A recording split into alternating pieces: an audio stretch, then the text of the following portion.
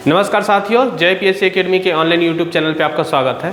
अभी हमारा जो सीरीज चल रहा है एग्रीकल्चर, इसमें लास्ट हमारा कुछ सेशन और छूटा हुआ है, उसको हम लोग अच्छे से कंप्लीट कर लेते हैं ताकि किसी प्रकार की संशय न रहे। ठीक है, साथ ही साथ ये एसआई और पीएससी की क्लास के लिए भी इंपॉर्टेंट है। आज का हमारा जो टॉपिक है वो है भूमि सुधार व राजस्व व्यवस्था पे, और ये थोड़ा सा कॉन्सेप्चुअल टॉपिक है कि एक्चुअली क्या क्या हुआ, हमारा जो ज़मीनों का परिवर्तन कैसा हुआ, पहले अंग्रेजों के ज़माने में कैसा था और बाद में जब आज़ाद भारत आया तो वो क्या क्या चेंजेस देखने को मिला। बहुत सारा चीज़ें हैं लेकिन कुछ हाईलाइट पॉइंट को बताया जा रहा है। सबसे पहले तो क्या आया, इजारेदारी प्रथा। ठीक है, इजारेदारी प्रथा को इस्तमरारी प्रथा भी बोलते हैं। क्या बोलते हैं? इस्तमरारी प्रथा। इस्तमरारी प्रथा या इसी कहीं हम ठेका प्रणाली भी बोलते हैं। एकदम नॉर्मल भाषा में बोला जाए तो ठेका प्रणाली। ठेका प्रणाली क्या होगा? जैसे कि छत्तीसगढ़ क्या था, मराठों के अधीन एक ठेका प्रणाली के अधीन, ठीक है, कहीं ना कहीं सूबेदार के रूप में काम करते थे। कैसे? छत्तीसगढ़ का नीलामी लगाते थे। जो सूबेदार सबसे ज़्यादा पैसा दे देता था उसको छत्तीसगढ़ के सारे सूबे, छत्तीसगढ़ को एक सूबा बनाया गया और छत्तीसगढ़ को सबको दे दिया गया कि आप क्या करोगे, हमें साल के अंत में इतना पैसा दोगे और बाकी आप इस एरिया से कितना वसूलते हो ये आपके ऊपर डिपेंड करते हैं। सेम ऐसे ही इसमें हो रहा था इजारेदारी प्रथा में। ठीक है, इजारेदारी प्रथा क्या था? एक टाइप का ठेका प्रणाली था जिसमें इस्तमरारी प्रथा भी बोलते हैं। और इसके तहत ये कहा गया कि कोई भी दीवान, कोई भी जमींदार जो रहेगा, अगर उस जमीन को क्या करता है, ठेका में रख लेता है, तो वो अपने मनचाहा वसूली कर सकता है। बस मुझे क्या चाहिए, मुझे उतना पर्टिकुलर अमाउंट चाहिए, ऐसे करके। ठीक है, बाद में क्या आया गया, एक स्थायी बंदोबस्त आया गया, क्योंकि वो क्या हो रहा था, हर बार जमींदार जो लोग थे वो चेंजेस कर रहे थे। मतलब क्या होता था, एक जमींदार ज़्यादा पैसा वसूलने के चक्कर में क्या करते थे, उसको चेंज करते थे। तो बाद में हमने स्थायी बंदोबस्त लाया। स्थायी बंदोबस्त में खासतौर पर हमने 10 वर्षों तक की निश्चित किया, 10 वर्ष या 11 वर्ष ऐसा था। तो हमने पर्टिकुलर इसको क्या किया, 10 साल के लिए स्थायी किया गया, ताकि कम से कम जो जमींदार है वो किसान के रूप में थोड़ा नैतिक रहे और खुद के प्रति भी क्या रहे, ईमानदार रहे, ताकि अंग्रेजों को क्या मिल सके, ज़्यादा से ज़्यादा प्रॉफिट मिल सके। ठीक है, तो दूसरा जो बंदोबस्त था वो था स्थायी बंदोबस्त। स्थायी बंदोबस्त को जमींदारी प्रथा भी कहते हैं। क्यों कहते हैं भाई? सबसे पहले इंपॉर्टेंट यह है कि ये चालू कौन किया था, तो लॉर्ड कॉर्नवालिस ने चालू किया था। कॉर्नवालिस, ठीक है, इसका ईयर अब जो पढ़ेंगे 1793 से लेकर 1798 तक रहेगा। ठीक है, 1793 से लेकर 1798, बीच में 85 में और आया था, तो ये 98 तक के एक्टिव था ये। ठीक है, 93 के आसपास इन्होंने बहुत ज़्यादा सुधार किए थे भारत में, जिनमें से सबसे पहले सुधार था क्या, पुलिस सुधार था, रेवेन्यू सुधार था, रेवेन्यू। ठीक है, सिविल सर्विस का इसको जनक कहा जाता है, सिविल सर्विस का, सारा सिविल सर्विस का पोस्ट ये लाया था। हालांकि चीफ सेक्रेटरी और कलेक्टर को छोड़ के बाकी ये लाए थे, बाकी सारा पोस्ट, जैसे चीफ सेक्रेटरी का पोस्ट जो मुख्य सचिव होता है, वेले जली का कॉन्सेप्ट है, इसके बाद आएगा। ठीक है, और जो कलेक्टर का कॉन्सेप्ट है वो वारेन हेस्टिंग का था। ठीक है, तो जमींदारों को कृषि भूमि का क्या किया गया, मालिक बना दिया गया। ठीक है, किसको बना रहे हैं, जमींदार को बना रहे हैं। अब वो जो जमींदार रहेगा वो क्या करेगा, लगान एकत्र करने का जिम्मेदारी किसके ऊपर था, जमींदार ऊपर था। अब जमींदार जो था अपने एरिया पे पर्टिकुलर एक साल का रूल चलता था, जिसे हम बोलते थे सूर्यास्त का नियम। क्या होता था? सूर्यास्त का नियम। क्या होता है सूर्यास्त का नियम? इसका मतलब होता है जैसे कि अभी हमारा क्लोजिंग टाइम चलता है 31 मई को, 31 में नहीं चलता, 31 मार्च चलता है, और 1 अप्रैल से फिर नवीनीकरण हो जाता है हर एक आंकड़े, हर एक हमारे जो खाते हैं वो। तो इसी के अंतर्गत ये कहा गया कि आपको जस्ट लाइक हम मान के चल रहे हैं कि 1 अप्रैल हो रहा है करके, उस समय सूर्यास्त का नियम के तहत अंतिम डेट क्या था नहीं पता, तो सूर्यास्त के नियम के तहत जिस दिन से आपको ठेका दिया जा रहा है, जिस दिन से आपको जमींदारी दिया जा रहा है, उसके 10 साल के लिए आपको रखेंगे। तो एक एक साल के अंतर्गत आपको क्या करना है, उस टारगेट को पूरा करना है। टारगेट को पूरा करने का मतलब आपको सूर्य अस्त होने के पहले आपको इतना रेवेन्यू ब्रिटिश एम्पायर को देना पड़ेगा, इंपीरियर को देना पड़ेगा। ठीक है, अब क्या करते थे, इसमें पर्टिकुलर टारगेट चेस करना था कि मेरे को इतना पैसा क्या करना है, ब्रिटिशों को देना है। तो जितना वसूली करते थे उसका 10/11 भाग, 10/11 भाग क्या कर सकते थे, ब्रिटिशर्स को दिया जाता था, और बचत जो 1/11 भाग था वो अपने लिए था। तो जितना ज़्यादा वसूली करेगा वो क्या करेगा, उतना ज़्यादा प्रॉफिटेबल था। तो इसमें किसानों के लिए बहुत ज़्यादा नहीं सोचा गया, बहुत ज़्यादा शोषण हुआ, और जो किसान टैक्स नहीं देता था उसकी ज़मीनों को ये जमींदार था वो क्या कर लेता था, हड़प लेता था। ठीक है, तो ये चीज़ें हो जाएगा। लगभग भारत के 19% भागों पर लागू हुआ था। इसी वजह से ये सिस्टम आया। उसके बाद से क्या हुआ कि हमारा जो पूर्वी क्षेत्र था यहाँ पे जमींदारों का दबदबा बहुत ज़्यादा हो गया, और जमींदारों का दबदबा बहुत ज़्यादा हो गया तो यहाँ पे विद्रोह होना भी चालू हो गया। आप जब कल की डेट में जीएस पढ़ेंगे तो वहाँ पे देखेंगे कि बहुत सारे जो आंदोलन हैं यही जमींदारों की वजह से हुआ है, क्योंकि बहुत ज़्यादा शोषण किया गया है किसानों को, उसकी ज़मीनों को छीना गया है। ठीक है, दूसरा जो आता है वो आता है रैयतवाड़ी व्यवस्था। रैयतवाड़ी व्यवस्था को टॉमस मुर्रो ने चालू किया था। हेक्टर मुर्रो बाद में पढ़ेंगे बस्तर में, ये टॉमस मुर्रो है। ठीक है, टॉमस मुर्रो रैयतवाड़ी व्यवस्था देखिए ये लागू हुआ है साउथ इंडिया पे पूरा पूरा। ठीक है, रैयत का मतलब होता है किसान, तो किसान को ही मालिक बनाया गया। यहाँ पे जमींदार शब्द को नहीं लाया गया। किसान से डायरेक्ट ब्रिटिश लोग डील करते थे, डायरेक्ट किसान से किसान क्या करते थे, टैक्स कलेक्शन करते थे। अंग्रेज व किसानों के मध्य कोई भी मध्यस्थता नहीं रखते थे। ठीक है, कोई भी बीच में बात बिचौली नहीं होता था। भू राजस्व कौन जमा करेगा, सीधा किसान जमा करता था। और किसान को अपनी जमीन को बेचने का, हस्तांतरण करने का, गिरवी रखने का अधिकार था। अब यही से मामला फंसता है जब किसान के पास टैक्स चुकाने के पैसे नहीं होते थे। ठीक है, टैक्स चुकाने के पैसे नहीं होते थे तो अपनी जमीन को क्या करता था, वो गिरवी रखता था। और ये गिरवी रखने के चक्कर में एक नया वर्ग का उदय हुआ है जिसे हम बोलते हैं साहूकार, या इसी को बोलते हैं सूदखोर। सूदखोर मतलब होता है जो सूद को खाता है, मतलब सूद मतलब क्या होता है, मूल विधन। तो मूलधन को क्या करता था, वो मूलधन के बदले आपको ब्याज देता था। ठीक है, आपके जब से टैक्स देना है, मेरे को सपोज दैट मुझे 5 रुपये टैक्स देना है, 10 रुपये देना, तो 10 रुपये वो देता था उसको किसान को उस जमाने में, और उसकी ज़मीन के पर्चों को अपने पास रख लेता था। फिर धीरे से क्या होता था, उसकी किसान की जब्ती भी हो जाता था। बट इसका दुष्प्रभाव ये हुआ कि यहाँ पे किसान हमेशा ऋणी रहने लगा, बहुत ज़्यादा ऋणी रहने लगा, हमेशा से ऋणी रहने लगा। हालांकि आप लोग जब मॉडर्न हिस्ट्री पढ़ेंगे तो यहाँ पे एक रिवॉल्यूशन हुआ था जिसे हम क्या बोलते हैं, इसे बोलते हैं डक्कन कृषक राहत अधिनियम। डक्कन कृषक राहत अधिनियम, ये एक्चुअली क्या हुआ था, जब महाराष्ट्र में जब आंदोलन चला था तब उसमें क्या हुआ था, महादेव गोविंद रनारे लोग ने बहुत ज़्यादा आंदोलन किया था कि यहाँ पे बहुत ज़्यादा ऋणग्रस्त किसान हैं। उसके लिए कृषक राहत अधिनियम लाया गया कि इससे ज़्यादा अगर उपज नहीं होता है तो मतलब पर्टिकुलर फेस में जैसे 25% नहीं होता है तो उसे हम क्या करेंगे, टैक्स नहीं लिया जाएगा। ठीक है, एकदम रिलेटेबल बता रहा हूँ। अभी के डेट में साउथ इंडिया पे अभी भी बहुत सारे किसान क्या है, आत्महत्या करते हैं ऋण से दबे हुए होने का कारण। ठीक है, क्योंकि यहाँ का जो प्रोडक्शन है बहुत ज़्यादा उन्नत नहीं था, अब धीरे धीरे हो रहा है क्योंकि वहाँ की जो टेक्नोलॉजी बहुत ज़्यादा आ गई है। उस समय उतना ज़्यादा नहीं था, सिंचाई की व्यवस्था बहुत दिक्कत थी, मानसून भी उतना ज़्यादा नहीं आता था, और बार बार क्या होता था, ऋणग्रस्त हो जाते थे। ठीक है, तो ऋणग्रस्त हो जाते थे तो यहाँ के जो किसान थे वो क्या हुआ, यहाँ से किसान जो थे वो ऋणग्रस्त होने लगे, जिससे साहूकार और सूदखोर लोगों का उदय हुआ। ठीक है, लगभग 51% इलाकों पे सबसे ज़्यादा लागू था रैयतवाड़ी व्यवस्था। ठीक है, तीसरा जो हमारा कॉन्सेप्ट आता है वो आता है महालवाड़ी व्यवस्था। क्या है, महालवाड़ी। ठीक है, महालवाड़ी मतलब बहुत है महल से याद रखेंगे मार्टिन बर्ड ने इस कॉन्सेप्ट को लेके आया था।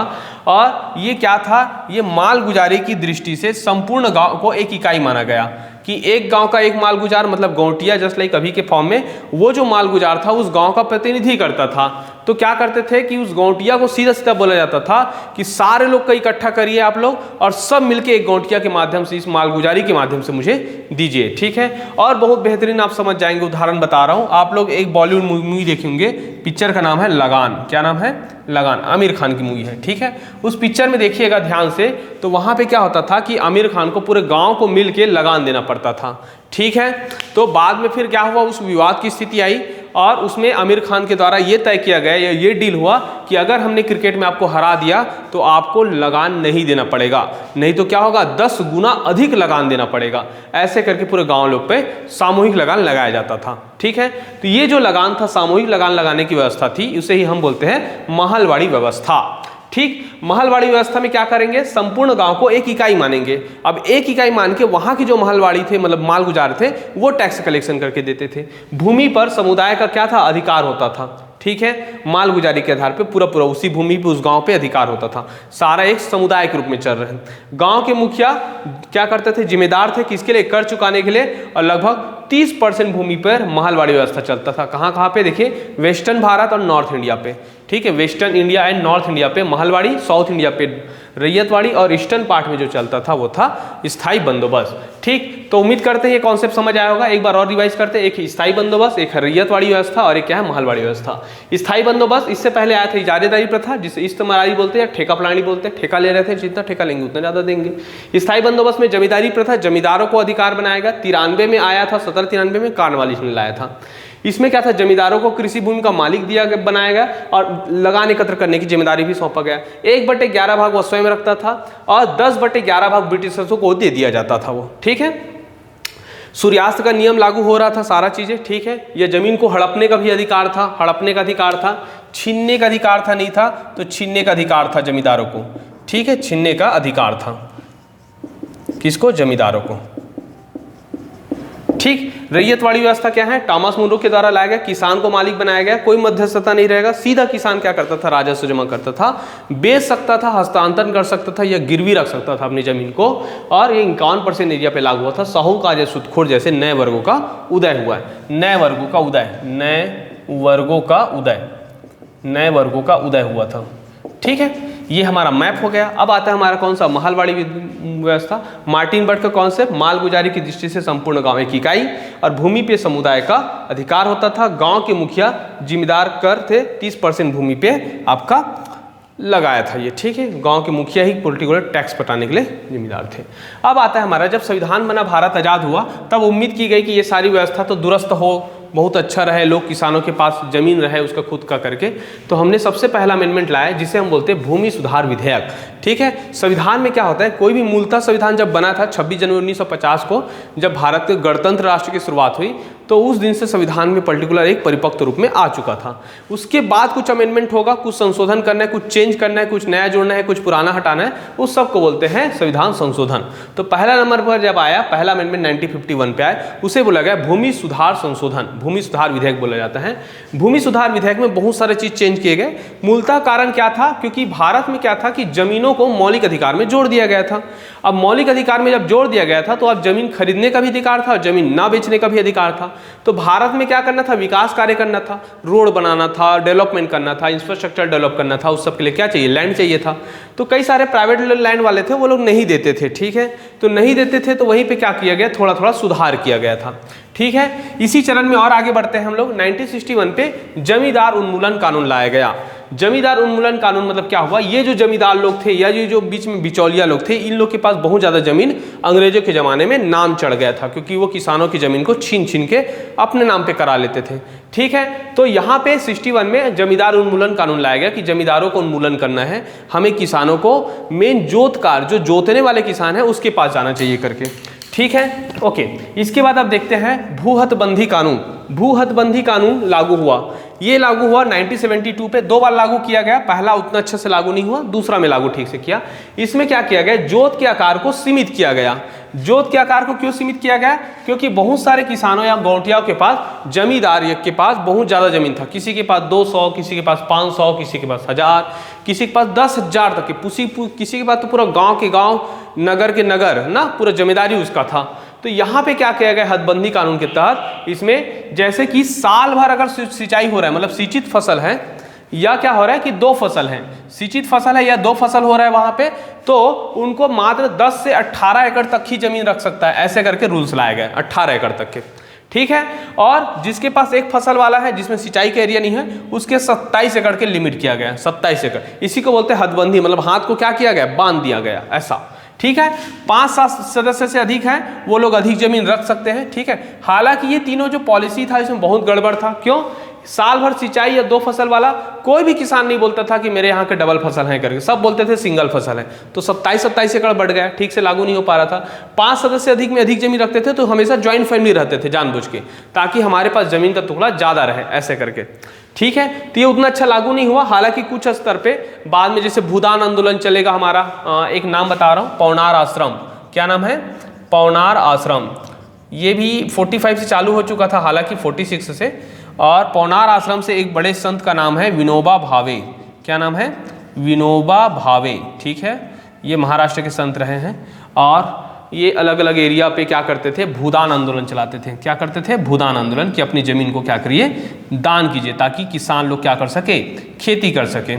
और छत्तीसगढ़ में एक हमारे जो स्वतंत्रता सेनानी हैं, जिसका नाम है ठाकुर प्यारेलाल सिंह, और ठाकुर प्यारेलाल सिंह ने इसमें बढ़ चढ़कर भाग लिया, ठीक है। ये भी आपको याद रखना है, ठीक। तो ये हो गया पौनार आश्रम, ये भी एक्टिव था, सामाजिक एक्टिव था और कानून रूप से भी एक्टिव करने की कोशिश किया, ताकि जमीन क्या हो, हदबंदी रहे, ज़्यादा से ज़्यादा लोगों तक की वितरण हो, ठीक है। उसके बाद एक और कानून आया जिसे हम बोलते हैं चकबंदी कानून। चकबंदी कानून को 15 राज्यों में लागू किया गया और इसमें क्या था कि एक्चुअली हमारा जो किसान का जब जमीन का टुकड़ा था वो छोटे छोटे टुकड़ों में तो मिला हुआ था, लेकिन ऐसे मिलता था किसी में 10 डिसमिल, किसी में 15 डिसमिल, किसी में 20 डिसमिल। तो एक किसान का जो जमीन था वो एक ही गांव में अलग अलग एरिया पे रहता था, छोटा छोटा ऐसे करके। उसको हमने चक बनाने की कोशिश किया कि एक किसान के पास आसपास के जमीन को इकट्ठा किया गया और अदला बदली में सारा चीज़ों को हम चक बनाए गए। इससे क्या हुआ कि जो रिसोर्स का उपयोग करना था, मशीनों का उपयोग करना है, सिंचाई का उपयोग करना है, ठीक है, या फिर उनका जो श्रम का उपयोग था वो कहीं ना कहीं सही ढंग से हुआ और भारत में कहीं ना कहीं विकास किया। तो ये क्या था? चकबंदी कानून। एक काश्तकारी कानून था। काश्तकारी कानून अभी भी चलता है। जैसे कि कई किसान ऐसे होते हैं जो कि जॉब में है, ठीक है, या नहीं कर पाते खेती किसानी, जिसके बेटे बेटे ठीक से नहीं है, इंटरेस्ट नहीं है, अब उसके पास जमीन है। कई किसान ऐसे हैं जिनके पास जमीन नहीं है लेकिन वो खेती किसानी कर सकते हैं, वो बहुत गरीब परिवार से हैं या उनको अच्छा लगता है। तो ऐसे केस में हमने काश्तकारी अधिनियम लाया और उसके तहत क्या किया गया, जैसे कि रेगहा सिस्टम होता है, छत्तीसगढ़ी में सुनते हैं रेगहा, लीज पे देना हो जाता है या तो अधिया हो गया, ऐसे कुछ कुछ कानून को रेगुलेशंस में लाया गया, जिससे ये कहा गया कि अब क्या करेंगे, आप पर्टिकुलर किसी भी किसान से आप क्या कर सकते हो, स्टाम्प पेपर पे लिखवा सकते हो या ऐसे सामाजिक रूप से क्या कर सकते हो, किसी भी जमीन को लीज पे ले सकते हो 5 साल, 10 साल, 15 साल के लिए, या 50-50 में इन्वेस्टमेंट करके भी आप खेती किसानी कर सकते हो। ये काश्तकारी कानून था। जैसे धान बेचने जाएंगे तो ये काश्तकारी अधिनियम भी लागू होता है कि हाँ हमने दूसरे के खेत पे बेच सकते हैं। बाद में भू अभिलेख को अपडेट भी किया गया क्योंकि बहुत सारे जो जमीन था वो जमींदारों के हाथ में था, उसको किसानों के हाथ में करना था, ठीक है। तो ये कुछ कुछ बड़े बड़े सुधार थे।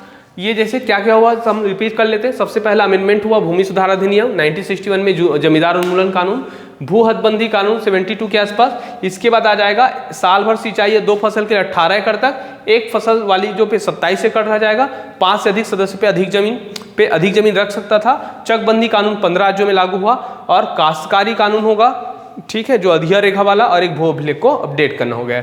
यहाँ पे हमने पौनार आश्रम बताया, 46 विनोबा भावे, भूदान आंदोलन, ठाकुर प्यारेलाल सिंह, ठीक है। तो इस प्रकार हमारा एक डेवलपमेंट ऑफ द जो हमारा क्या बोल सकते हैं, हमारा जो भू रेवेन्यू है, भू राजस्व है, उसके बारे में लेके आए थे, ठीक है। उम्मीद करते हैं आपको ये वीडियो पसंद आया होगा। इस वजह से ज़्यादा से ज़्यादा लोगों तक पहुँचाइए हमारी हम जो कंटेंट तैयार कर रहे हैं एडीओ के लिए, ठीक है, या फिर किसी भी एग्जाम के लिए, ओके। तो लाइक कीजिए, शेयर कीजिए, सब्सक्राइब कीजिए, ओके, थैंक यू। आप स्क्रीनशॉट ले लीजिए।